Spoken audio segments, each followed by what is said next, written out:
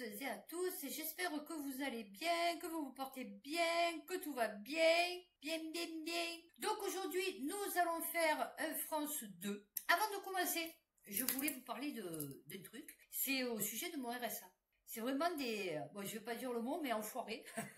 Non, vraiment. Parce que figurez-vous qu'en fait, ils m'ont coupé mon RSA parce que au mois de mars, je sais pas pourquoi, ce qui m'est arrivé ce mois-ci, je me rappelle pas. Et en fait, j'ai loupé ma déclaration trimestrielle de ressources et j'ai loupé l'actualisation France Travail. J'ai fait ma déclaration trimestrielle au mois d'avril, au lieu de la faire au mois mi-mars. Parce que mi-mars, c'est comme ça, ils traitent. Et donc, si c'est bon, au mois d'avril, vous touchez, en fait, le RSA du mois de mars. Et donc, du coup, que j'ai pas fait ma déclaration trimestrielle, ils m'ont pas payé au mois d'avril.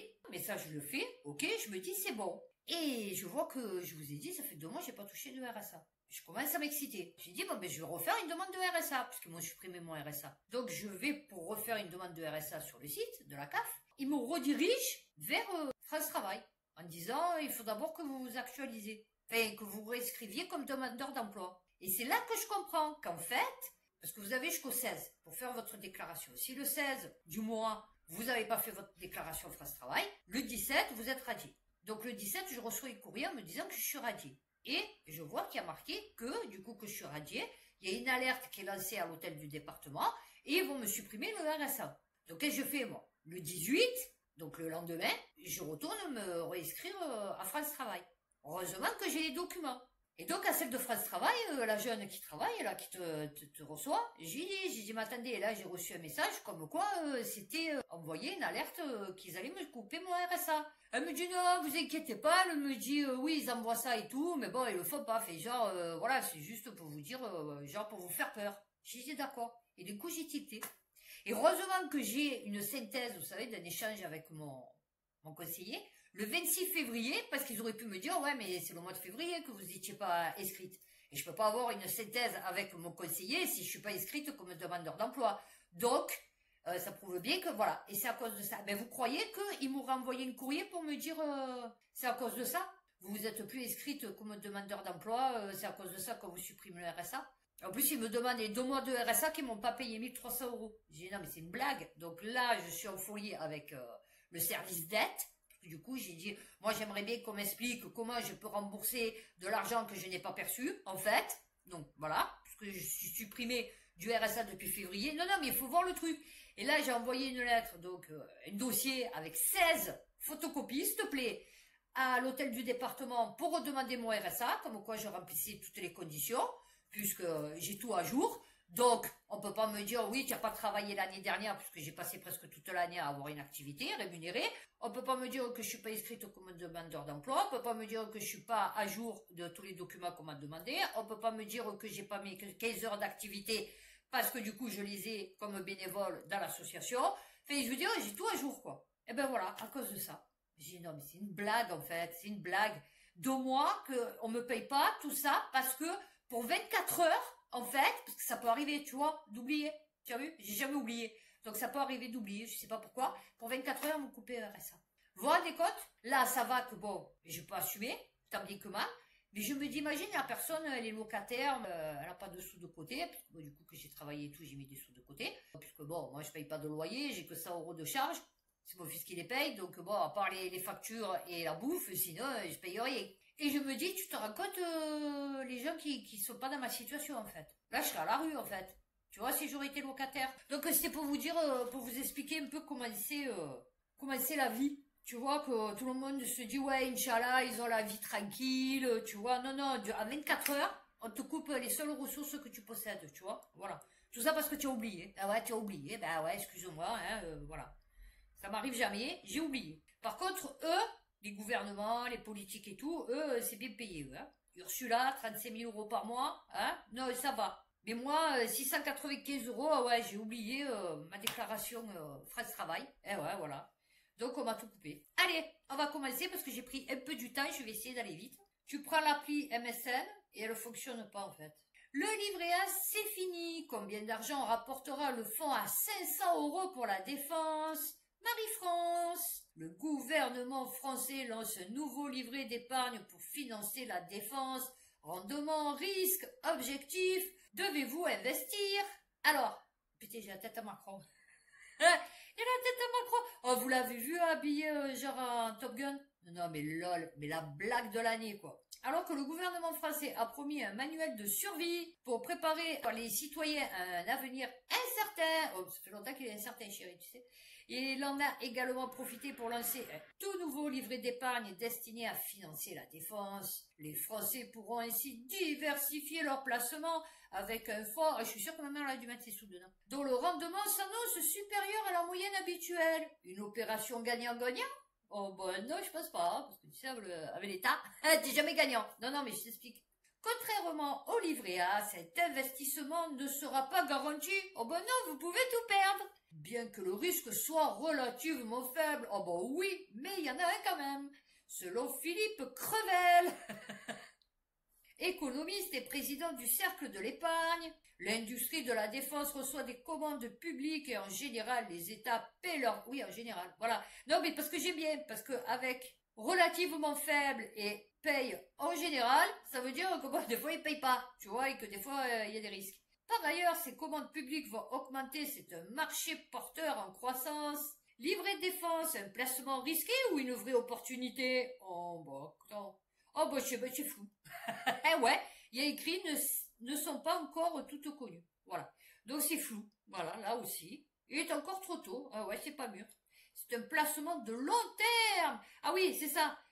Comme 5% sur... Oui, alors en fait, c'est où que j'ai vu ça? Non, non, mais en fait, tu vas placer ton argent, mais pendant 10 ans, par exemple, tu vas pas pouvoir le retirer. C'est-à-dire, si tu vois que ça part en brioche et que tu te dis, oh putain, je vais retirer les pépettes, parce que du coup, ça part vraiment en brioche, eh ben non, parce que tu pourras pas les retirer. Ne pourront pas toucher à leur capital pendant 5 ans. Bon, ou 10 ans, je suppose, parce que... Ou alors pendant 5 ans, ils vont te faire 5%, parce que là, ils disent comme 5% sur 5 à 10 ans. Donc, ils vont te faire, par exemple, les 5 premières années, 5%, bloqué sur 10 ans, et les 5 dernières années, par contre, là, ça sera 0. Peut-être même moins 2, 3.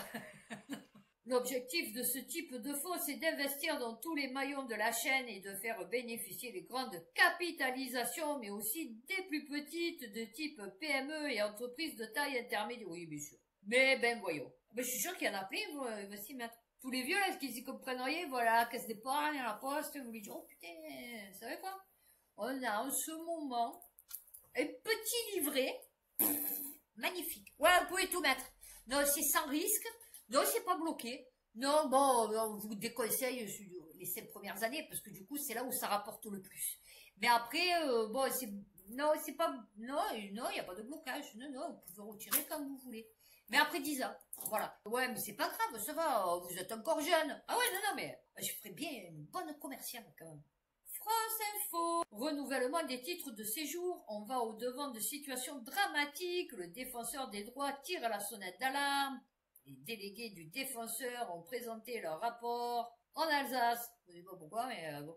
Ils constatent une hausse sensible des réclamations concernant les renouvellements de titres de séjour des étrangers en situation régulière, particulièrement dans le Haut-Rhin. Ah, voilà, d'accord. Une augmentation liée à la mise en place d'une plateforme numérique et un manque d'effectifs. Ah oui, non, mais c'est la plateforme que je vous avais lu dans un précédent article, qu'ils avaient mis une plateforme pour justement faciliter les demandeurs d'asile à faire leurs papiers, à être régularisés. Et en fait, ben, ça fonctionne pas, quoi. À travers tout le territoire, plus de 500 délégués bénévoles se font les relais de ce dispositif. En Alsace, ils sont 20, 11 dans le Bas-Rhin, 9 dans le Haut-Rhin, à se tenir bénévolement, oui, répète plusieurs fois, parce que du coup, c'est tout ce qui va nous arriver pour tout le monde, à la disposition des administrés pour les aider à résoudre d'éventuels problèmes rencontrés avec les administrations. La nette augmentation des saisines pour réclamation ou demande d'information et d'orientation, particulièrement dans le Haut-Rhin, en hausse de 22% par rapport à 2023, contre plus 2% dans le Bas-Rhin, avec 1591 dossiers déposés. 37% des réclamations justifient par la mise en place en 2020 de la plateforme numérique ANEF, ah bah oui, dédiée aux démarches des étrangers en France. Cette dématérialisation des démarches de renouvellement des titres de séjour a entraîné des bugs et des difficultés qui empêchent les étrangers de régulariser leur situation dans les délais impartis par la loi. Ah ouais. mais les délais de traitement de la plateforme sont parfois plus longs que ceux que la réglementation autorise, explique. Là, vous vous rendez compte, j'ai regardé, les demandes de RSA sur la CAF, eh ben, ils sont en train de traiter celles du mois de janvier. T'imagines? On est au mois de mai. Imagine, au mois de janvier, la personne, elle a fait une demande de RSA, ça veut dire qu'elle se retrouve sans ressources. D'accord? C'est qu'elle n'a plus rien. Février, mars, avril, mai. Ça fait 4 mois, la fille, le mec, je sais rien, le couple, la femme seule avec enfant, qui touche plus rien, en fait. Des personnes risquent donc de se retrouver en situation irrégulière. Eh ouais, ben non. Un véritable permis de tricher, ces mesures décriées de la proposition de loi contre le narcotrafic, TF1 Info. Et certaines mesures sont particulièrement controversées, comme celle qui prévoit de rendre inaccessibles aux avocats certains points clés de l'enquête. Ah ben oui, non, c'est sûr que pour après défendre la personne, c'est compliqué. Et ouais, non, c'est parce qu'il te manque des petits bouts, tu vois. C'est l'une des mesures les plus controversées de la proposition de loi visant à sortir la France du piège du narcotrafic. L'idée de rendre inaccessibles aux avocats certains points clés de l'enquête comme les méthodes de surveillance, les recours à des agents infiltrés ou à des indicateurs. Il est utile de tenir ces éléments qui tiennent aux techniques spéciales d'enquête à distance du dossier d'instruction pour protéger les policiers, parce qu'il arrive assez régulièrement que les policiers soient menacés quand ils ont été découverts. Il n'y a pas écrit oui, c'est telle personne qui a fait l'enquête, c'est telle personne qui a fait le chouf, c'est telle personne qui a... Non, non, là, c'est argument moisi. Voilà, ça, c'est ce qu'on m'a appris, argument moisi. Pour éviter que les techniques utilisées ne deviennent inutiles parce que les narcotrafiquants s'adaptent. Mais ils sont plus en avance que vous. C'est un véritable permis de tricher donné aux magistrats et aux policiers, puisqu'on ne pourra jamais contrôler la façon dont ces mesures particulièrement attentatoires sont mises en place. Et ouais, l'accès aux messageries chiffrées. Le principe est d'obliger les plateformes sous peine de sanctions à mettre à disposition de la police un accès direct aux communications des trafiquants.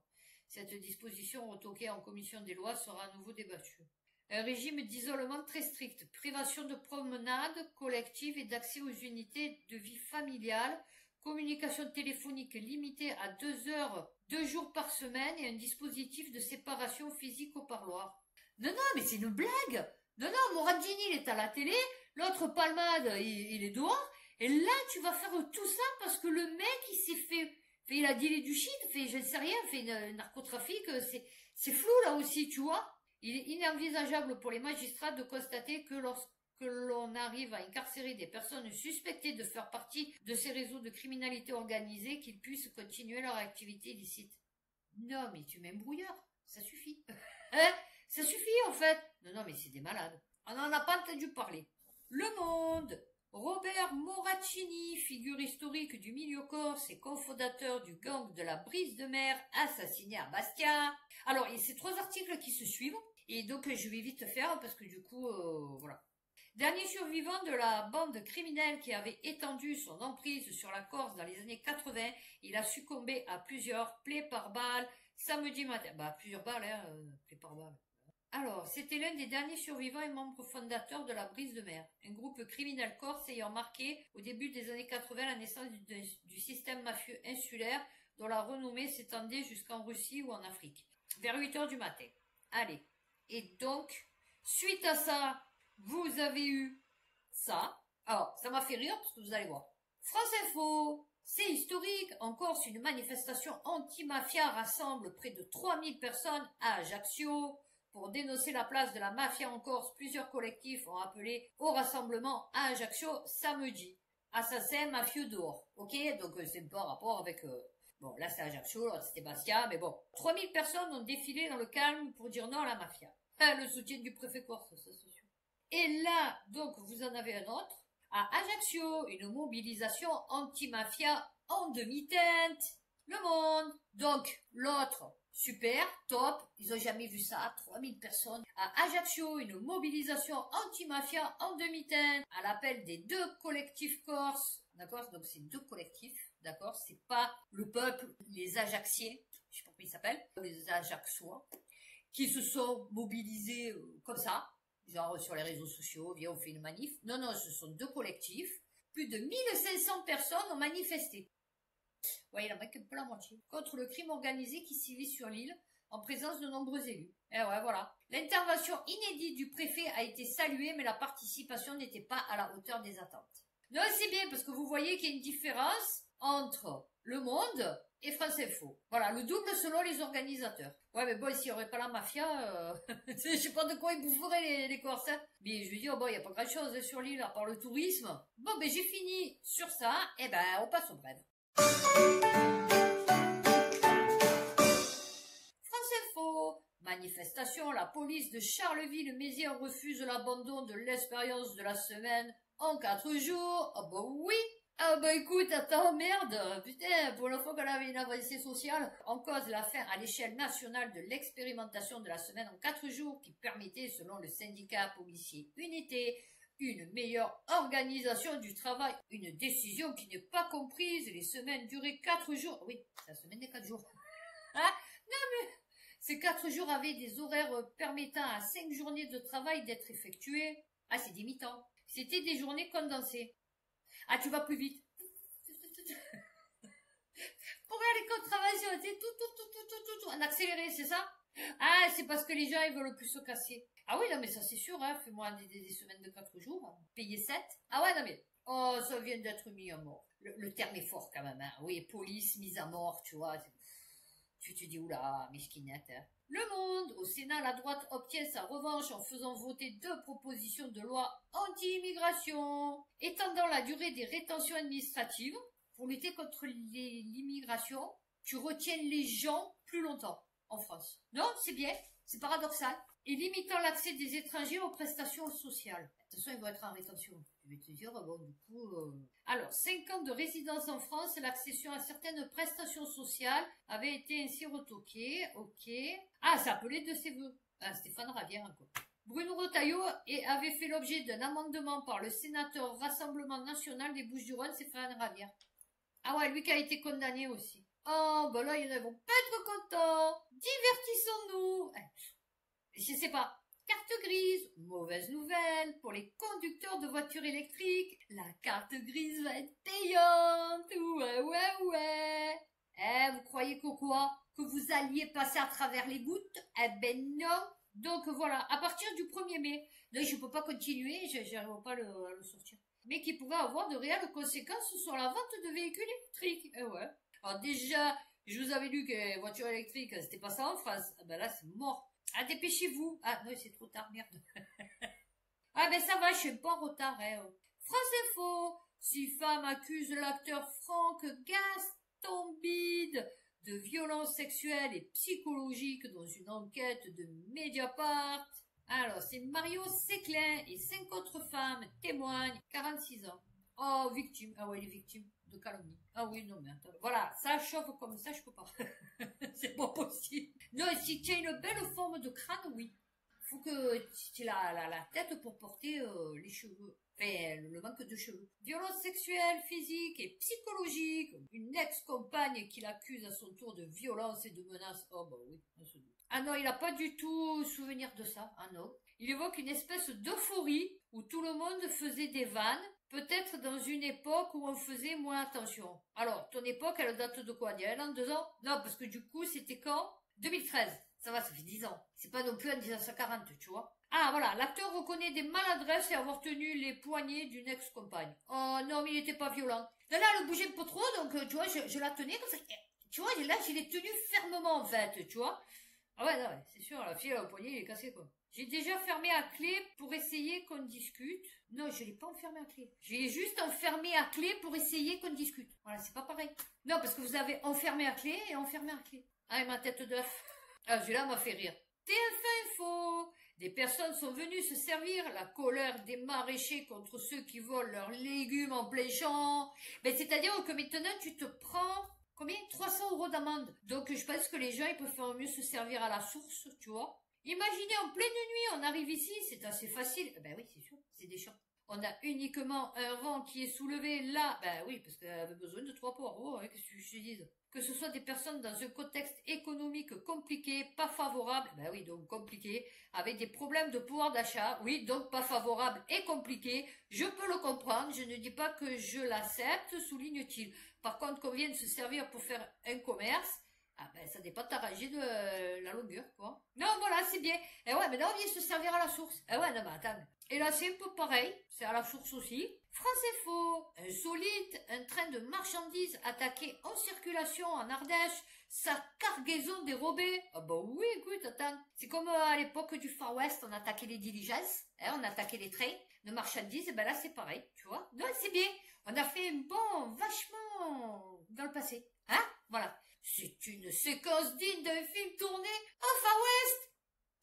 Un train de marchandises relie Lyon à Sorgues pour acheminer des cosmétiques, des téléviseurs et de l'électro. Putain, ils ont dû se gaver. Il y en avait un, il avait un cheval blanc. Il y avait 2 Indiens aussi. 6 containers ont été forcés et ouverts.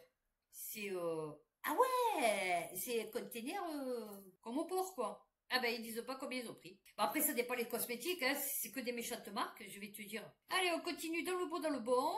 France Info, drogue, les saisies de cocaïne en zone gendarmerie, multipliées par 10 en 2 ans. Ah ben là, il doit y avoir tous les potes dans le showbiz, la politique. Ça devait être pour eux. Ouais, ça devait être pour eux. Parce que nous, on n'a pas les pépettes, tu vois. Les gendarmes ont intercepté 6,6 tonnes de cocaïne en 2024 contre environ 700 kilos en 2022. Ah ben, je vous mettrai la carte. Oh non, nous ça va, on n'est pas noirs. Les dealers, dans une logique commerciale, sont à la recherche de nouvelles parts de marché. Oh ben oui. Bon, sachant que c'est coté dans le PIB, je vais te dire. Et oui, voilà, pour faire sa propre commande sur Internet et se faire livrer avec de véritables livreurs qui sont payés à la course. Ben oui, bien sûr. Les saisies d'ecstasy en hausse. En 2020, en zone gendarmerie, 69 700 cachets d'ecstasy ont été saisis contre 2,2 millions en 2024. Un chiffre multiplié par 30 en 4 ans. 7,3 tonnes de cannabis ont été saisies en 2020 contre 7,8 tonnes. Ah, ça va, ça se maintient. Ouais, même en baisse. On tape dans du plus dur maintenant. Concernant l'héroïne, 252 kilos ont été saisis en 2020, un chiffre quasiment identique à 2024. À l'aéroport de Roissy, les autorités dépassées par les arrivées de drogue. AFP, on dirait que c'est la drogue qui arrive. C'est les sachets de drogue. Bonjour. On est de la cocaïne, on peut passer? Ouais, on voudrait voir Christophe de Chavannes. Non, on va peut-être faire un petit saut à Pierre Palmade. Et puis à 2-3 du gouvernement. Non, on arrive. Non, après on passe par l'Elysée. ouais. Non, il fait petit séjour touristique. Ah ouais, non. Tempête de neige sur Roissy. Les forces de l'ordre de l'aéroport parisien Charles de Gaulle peinent à gérer le boom des voyageurs transportant de la cocaïne, un phénomène qui atteint un niveau jamais vu. Ah bah oui, écoute. Le Figaro, Marseille, un gros bonnet du banditisme marseillais libéré de prison à cause d'un vice de procédure. Oh, j'espère que c'est pas celui de Dizzy Mafia, Yoda, je sais pas qui. Hein. Pascal G, chef présumé du clan de Marignane. Ah non. Ah ouais, mais c'est pas Marseille, Marignane, chérie. À la suite d'une erreur du parquet général qui a oublié de prolonger sa détention provisoire. Oh, monsieur ballot, ça pour quelqu'un qui est en prison. Malgré sa condamnation pour corruption d'un agent de la DGSI. Oh, bah ça va, j'ai rien, franchement. Toujours, il chipote. Sud-Ouest, m'a fait rire. Sans acide nitrique, pas de poudre. La souveraineté militaire française face aux limites de sa chimie. Et là, parce que l'autre, il vous relancer la poudre, mais on n'a pas de nitrite. Acide nitrique. Pour renforcer sa souveraineté militaire, la France a relocalisé la fabrication de poudre propulsive en Dordogne. Mais la fragilité de l'industrie chimique européenne pourrait menacer la chaîne d'approvisionnement. Eux, ils voient en nano terme. Il y en a, ils voient sur le long terme. Moyen terme, court terme, mais nous, c'est nano. Automoto, un faux recul sur les ZFE. Cette association dénonce la stratégie du gouvernement. Non, je crois qu'ils n'ont pas de stratégie, en fait. Ils suivent juste ce que la Commission européenne leur impose. Ils n'ont pas de stratégie, ces gens. La Ligue des défenses des conducteurs, LDC, dénonce la stratégie du gouvernement sur les zones à faible émission, alors que ces derniers évoquent un recul sur ces zones. L'association y voit une blague et un faux recul pour les automobilistes. Ah oui, non, mais je dis, ils ne peuvent pas le faire. La Commission européenne les oblige. Bon, je me dépêche. Ah, alors, celle-là, l'affaire Pénicaud. Vous vous rappelez, l'avocate que tout le monde disait, c'est dégueulasse ce qu'elle raconte et tout, machin et tout, et il n'y a jamais personne et qui va lui faire fermer sa bouche à elle. Ben voilà, Nadia El Bouroumi, non, super française, elle aussi, hein, voilà. Le Figaro, l'avocate polémique du procès Pénicaud, condamnée à 1 an de suspension avec sursis par le conseil de discipline. La pénaliste a été condamnée mercredi pour avoir contrevenu aux règles déontologiques de la profession d'avocat. J'ai décidé de faire appel, ah bah oui, non mais attends, oh. 1 an avec sursis d'interdiction d'exercice de la profession d'avocat par le conseil de discipline.